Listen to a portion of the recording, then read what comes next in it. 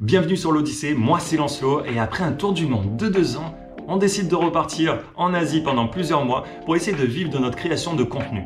Et vous avez vu dans la dernière vidéo, je suis arrivé à Chiang Mai en Thaïlande et vous nous avez posé plusieurs questions qu'on va tenter de répondre ici dans cette vidéo. Par exemple, pourquoi je suis en Thaïlande? Pourquoi Sandy n'est pas avec moi? Comment on va s'organiser pour tout ça? Et ce qu'on va tenter de mettre en place pour réussir ce projet. Mais avant de répondre à toutes ces questions, je vais vous montrer quelques images de la Fête des Lumières qui a eu il y a quelques semaines à Chiang Mai. C'était juste incroyable.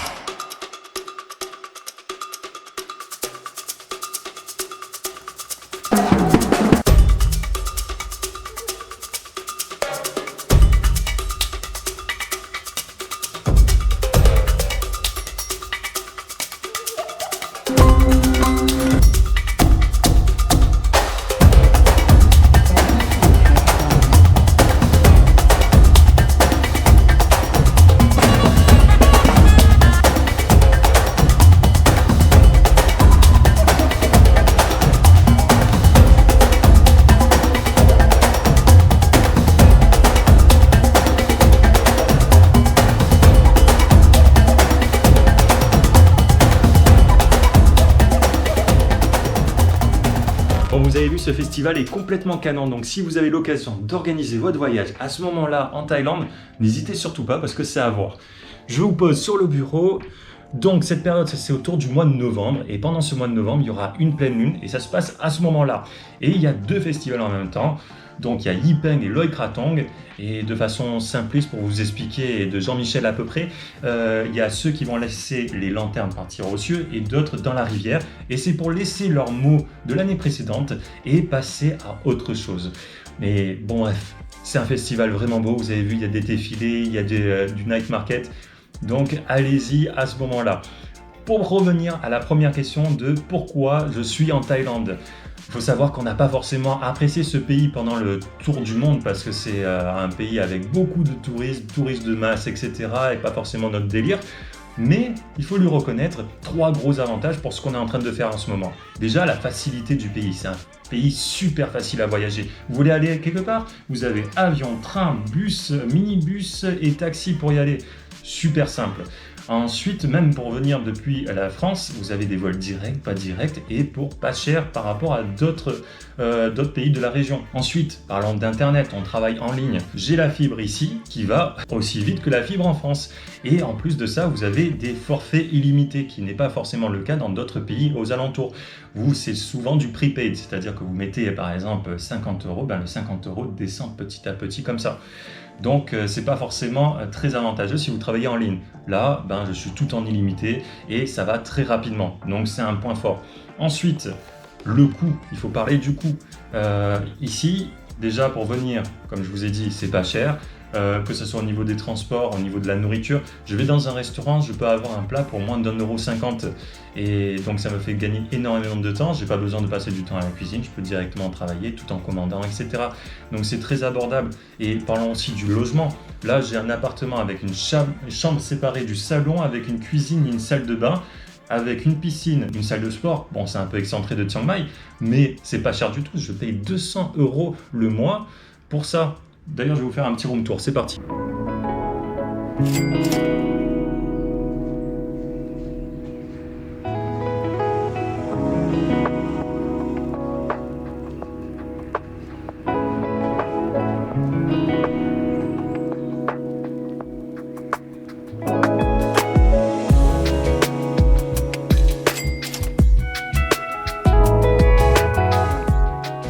Bref, vous avez vu, on est quand même pas mal ici. Après, je suis obligé de commander parce qu'il n'y a absolument rien autour.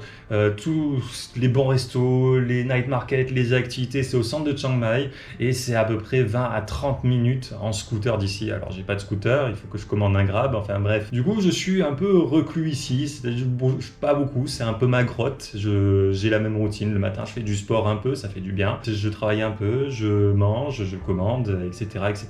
Et c'est un peu les mêmes journées, je suis un peu dans une retraite comme un moine finalement. Vous allez dire, mais pourquoi il y a Sandy qui n'est pas venue? Donc tout simplement parce qu'on est déjà deux personnes différentes et Sandy avait besoin de se retrouver avec sa famille aussi pendant ce moment de Noël qui arrive bientôt. Elle est très, vous savez, chocolat chaud, plaid et une série Netflix, film de Noël en face. Vous voyez le délire? Ce qui est un petit peu difficile ici avec la chaleur qu'il y a.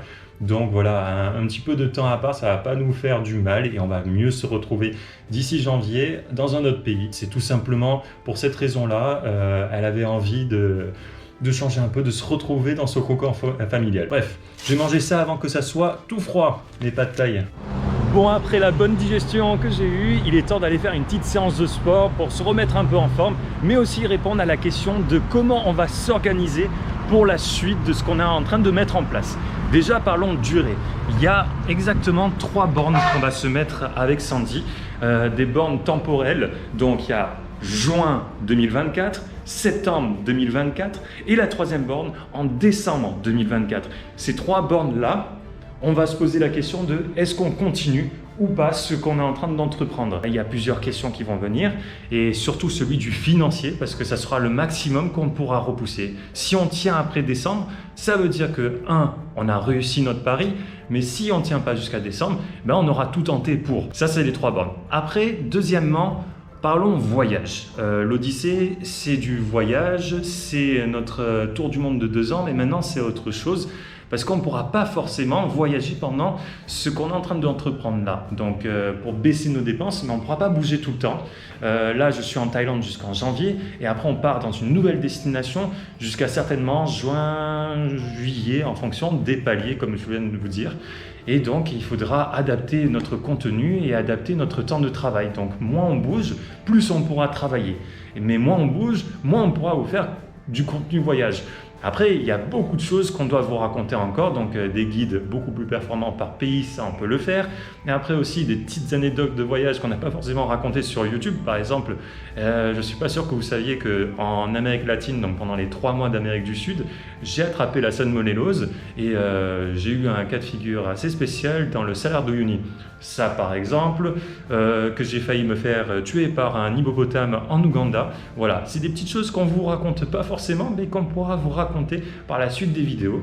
Donc ça, il faudra qu'on adapte tout ça pour avoir plus de temps à nous, plus de temps pour travailler et plus de temps pour pérenniser tout ce qu'on fait. Et enfin, le 3e point, c'est de tout simplement atteindre ses objectifs. Donc il faut qu'on s'organise pour ça. Et l'objectif numéro 1, c'est pallier à ses dépenses. Donc pouvoir continuer à faire ce qu'on fait et peut-être même économiser pour faire de futurs voyages parce que c'est à ça qu'on aspire pour l'instant. Et ensuite, dans un deuxième temps, voir si cette vie nomade nous plaît, parce qu'on est loin de chez nous, loin de nos proches, etc. etc.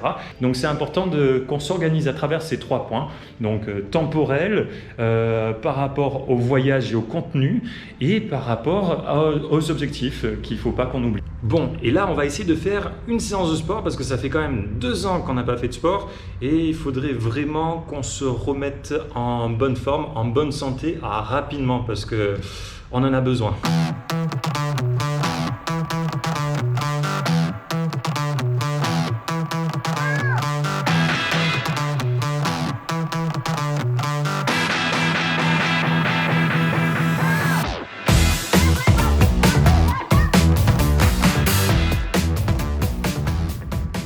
Bon ben voilà, la petite séance est terminée, ça fait du bien. Et on pourra enfin répondre à la question de ce qu'on va mettre en place pour que réellement ça marche. Donc avec Sandy, on a décidé de lister toutes les actions à mettre en place jusqu'au mois de juin. Et quand on regarde, ça fait un rétro-planning jusqu'à cette première borne, jusqu'à qu'on se pose la question de continuer ou pas.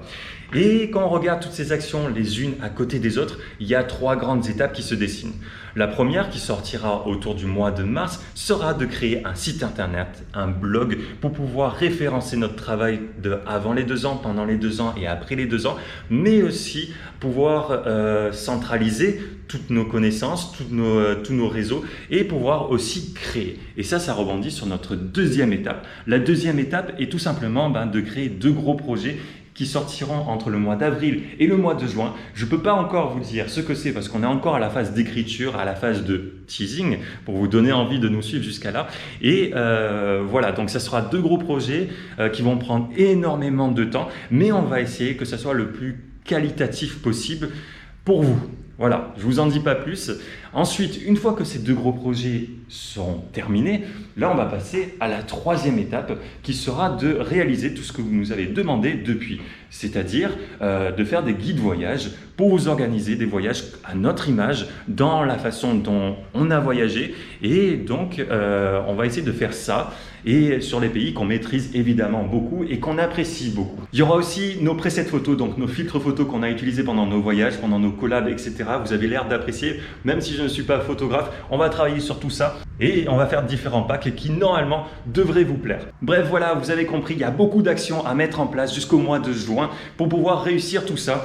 En tout cas, il y a beaucoup de blabla dans cette vidéo, mais je pense que c'est nécessaire de tout vous expliquer pour que vous nous accompagniez au mieux dans cette aventure et pourquoi pas vous donner envie de voyager ou vous donner envie de entreprendre et de prendre des risques aussi. Alors pourquoi pas, soyons fous ensemble et pourquoi pas vous donner la motivation. Donc voilà, si ce genre de vidéo vous a plu, n'hésitez pas à laisser un j'aime, un commentaire ou tout simplement à vous abonner. N'oubliez pas d'activer les notifications si vous voulez rien louper. Et je vous dis à la prochaine vidéo et donc ciao ciao ciao.